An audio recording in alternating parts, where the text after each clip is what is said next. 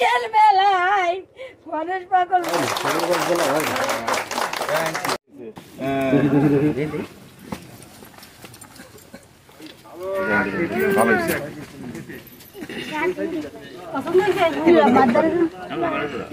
সোনালী আর রূপালী নাম তো খুব সুন্দর নাম।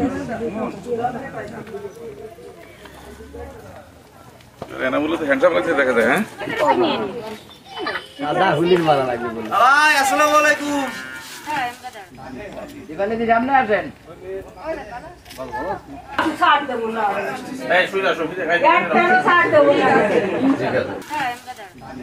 এখানে যে সামনে আসেন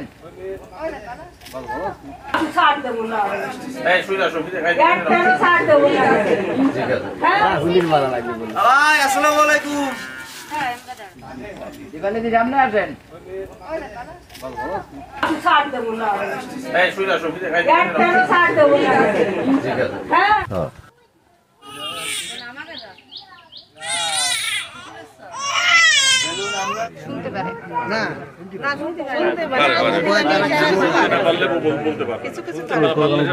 একমাত্র স্মার্ট সিটি বসুন্ধরা, আধুনিকতায় এক ধাপ এগিয়ে। মানুষ দেখে কলে তুলে নেয় বাবুরি আই ওই গণেশের মেলায় গণেশ পাগল।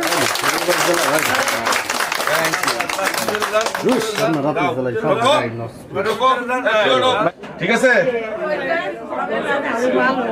ঠিক আছে, এই তো মোটামুটি ঠিক আছে। তারেক রহমান সাহেব সারা বাংলাদেশ জুড়ে যারা গৃহহীন আছে তাদের পাশে দাঁড়াচ্ছে এবং আমাদেরকে নির্দেশনা দিচ্ছে প্রত্যেক জনপদে এগুলোকে দেখার জন্য। তো আমরা তার পক্ষ থেকে প্রত্যেকে যার যার এরিয়া চেষ্টা করছি। যারা গৃহহীন আছে, মানে এই মানুষটা কিন্তু ছিল একদম ছিন্নমূল মানুষ।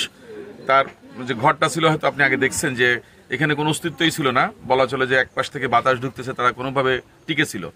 তো এখনকার যুগে আসে এরকম একটা চিন্তাও করা যায় না যে মানুষ এতটা অসহায়। তো আমার এক বোন যখন আমাকে এটা জানালো তখন আমি চিন্তা করলাম যে না, এই দীপালি যিনি বয়স্ক, ওনার দুটো মেয়েই হচ্ছে বাক প্রতিবন্ধী এবং খানিকটা শ্রবণ প্রতিবন্ধী। তো আমি মনে করি যে তারা যে ভাতা পাচ্ছে সেটা দিয়েও তাদের এটা করা সম্ভব না। তখন আমি ধরে নিলাম যে না ঠিক আছে, আমি তাদের জন্য এটা করব।